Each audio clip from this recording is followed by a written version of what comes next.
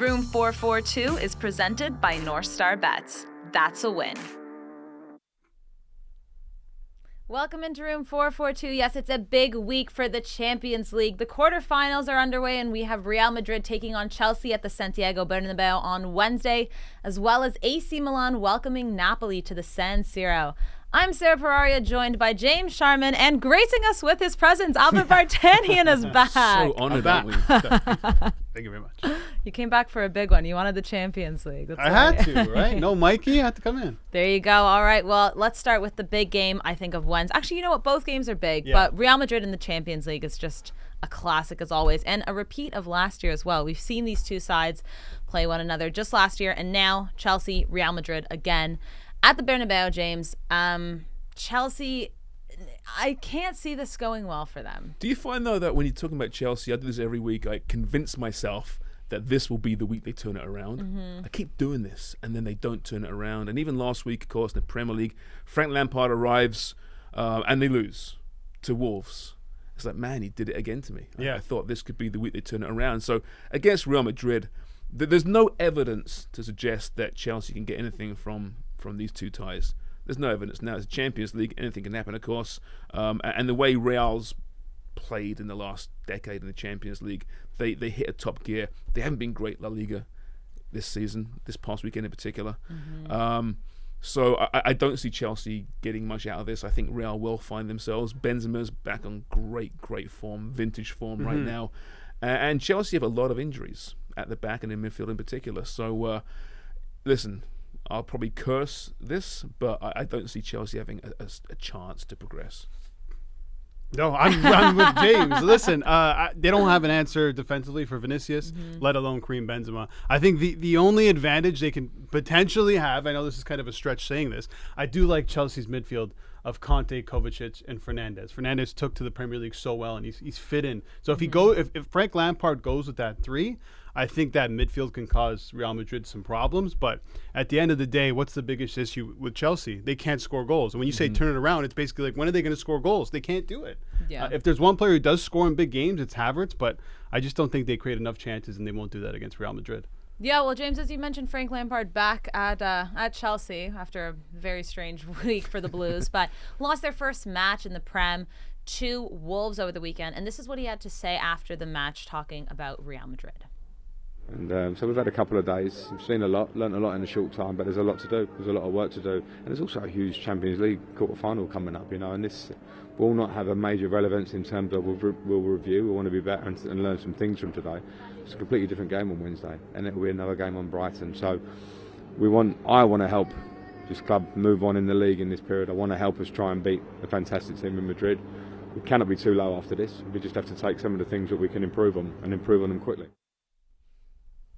I mean, very professional from Mr. Lampard, not really giving much away there, and obviously having to remain optimistic. But I am with you guys. The only good news is that there's a very big injury boost for Chelsea with N'Golo Kanté, as you mentioned, Thiago Silva and Mason Mount all back in training. James, do you think that that's going to be enough to at least pressure Real Madrid this week at the Bernabeu? No, because being back in training is different to being in the matchday squad and being in the starting 11. It's a big difference. They won't be. And even Kanté, listen, this isn't 5 years ago, right? This isn't quite the same player. I love the guy, I do, and maybe he'll reach those heights again, but he's missed pretty much the entire campaign. And you're right, that midfield is much better on paper with him in there. I just don't know if he's got it at the moment. Yeah. I did enjoy Ancelotti's comments this week, by the way. He was saying that he thinks Lampard will stay full-time in the job. Now, there were a lot of rumours last week that Ancelotti would take over the Chelsea helm, so he's kind of trying to distance himself from there.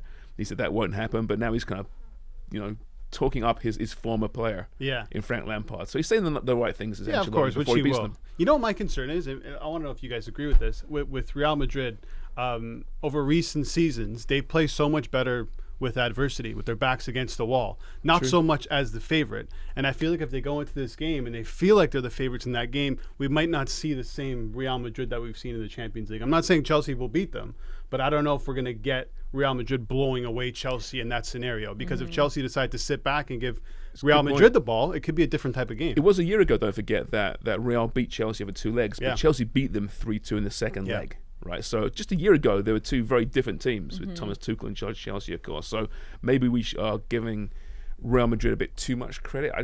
They're the like I said, champions, though, right? They're the champions, and there hasn't been any evidence, like I said before, from Chelsea this season to suggest they can get this done. Well, let's look at how Real Madrid have done in La Liga. They just lost to Villarreal over the weekend 3-2. They're 12 points behind Barcelona right now. It's as if you're watching two different sides, but their lineups are the same week But they in did and rest week out. players in that match, right, for this match. They had to, but another interesting concern there is, of course, Federico Valverde. Will he be playing with all the controversy that's happened with him over the weekend? I'm assuming he's going to be, but if not, that's a massive loss for Real because he is one of their talents. Yeah, right Ancelotti now. said he expects him to play and give the team his all. So I mean, that's a fantastic front three: Valverde, Benzema, and Vinicius. Like you don't get much better than that. In the midfield, Camavinga, Kroos, and Modric. Like it's so stacked.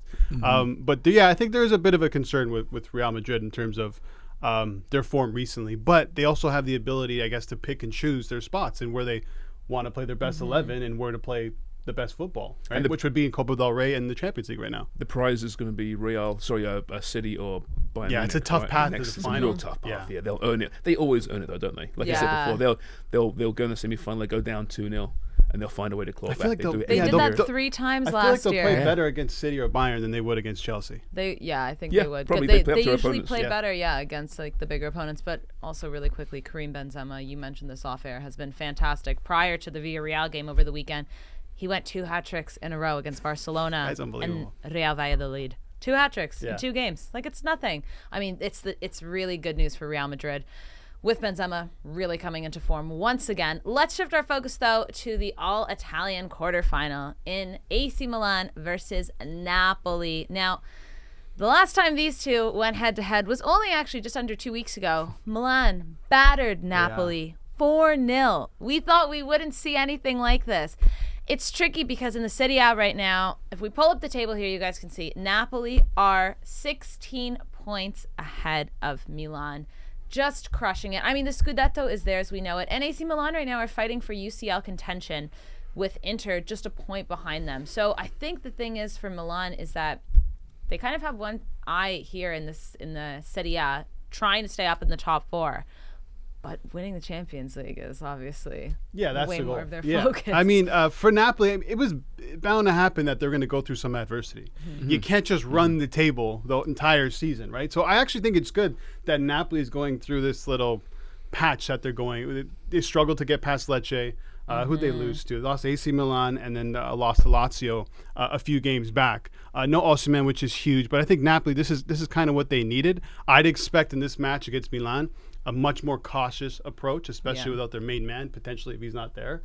I think a result of 1 point, or even if they lose 1-0, going back to Naples, I think they get the job done. Yeah, listen, they said they dominated all year long. They are allowed the little lull, and they earn that little lull. And they're still going to win the championship, obviously, playing such great football. The injuries are huge. Osimhen's been the key man throughout this campaign.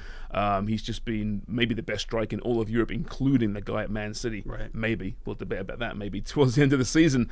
Giovanni Simeone's out as well. And so Raspadori. And Raspadori, yeah. So up top, they've got some big issues there right now. So a lot of pressure on Hirving Lozano. They're a better team. It's as simple as that. You know, Milan have taken a step back from last year's Scudetto win, of course. They too can defend very, very well. They have done that. But I just look at this, look at the depth of AC Milan. It's not convincing at all for me. They looked okay beating Spurs, but Spurs weren't good in that 2 legs in the last round. They're coming off a draw against Empoli, which is really dour. So I think Napoli, without Osimhen, obviously not quite the same force, but are still a much better team than AC Milan. Yeah, I think AC's style of football is perfect for knockout football. Yeah. Based on the way that they played against Spurs. They sit back super deep, and they rely on their pace. And Rafael Leao has been fantastic, for not only for AC Milan, but for the Serie A in general. Yeah. And everything runs through him and Theo Hernandez. I have this feeling that AC can pull this off. I feel like this goes all the way into penalties into the second leg. I mean, AC is kind of, this is almost a free hit for them in a way, because making the Champions League, I think it trumps winning the Champions League this season, because they're probably not going to be able to do that. Yeah. That could be the only way to get into the Champions League next year, right? Whereas Napoli have no pressure, though, domestically. They can focus all on this game. That's true Yeah. as well, right? That's true. But we have to remember this first leg is at the San Siro. And just on the 3 injured for Napoli, quick stats here. Victor Osimhen, 21 goals in the Serie A, 4 in the UCL. And both Raspadori and Simeone have 4 goals in the UCL for Napoli. So we are talking all basically the goal scorers for Napoli are sitting out. So I think you're right. I think it's going to be a very defensive game. I think it's going to be a low-scoring game, maybe a bit of boring football. For once, I'm saying that about Napoli, but it might be the smartest thing for them to do at the San Siro. Yeah, Napoli has a pretty good record, actually, without Osimhen. 8 games without him, 7 wins, and just 1 loss. But that 1 loss came against AC Milan, right? Yeah. I mean, Which that result doesn't count, don't you think? Why? 4-0. That's one of those anomalies in the season. It happens now and again. Yeah, of course. Yeah. They're dominating. They lose 4-0 to AC Milan. Yeah. So don't put too much weight on that result. I don't think it's going to be a low-scoring affair. Though, bet the under for sure. I hope Osimhen plays though. I hope so too. Yeah. I think he'll do everything he can to get on the pitch. But my favorite time is prediction time, gentlemen. I'm going to ask you just for the first leg, James, not to qualify because we know how these games go. So who's going to win? In Real Napoli, Madrid? Milan. Both games. Okay, please. Napoli, Milan. I'm going to go for it could be a 0-0 or a 1-1. I'm I with see you. a draw on Yeah. that, and Real Madrid are going to take it against Chelsea. I think this could be a little bit more of a wide scoreline, 2-0, 3-1. Yeah. What about AC yourself? Napoli, I'm going to go 1-0 Milan. And then Real Madrid, I'm just going to go Real to win that game. But a bonus bet, I like Benzema to score 2 goals at plus Love 400. that. I love that. Love yeah. that. Yeah, I'm gonna I think I'm gonna go 3-0 Real Madrid. Ooh.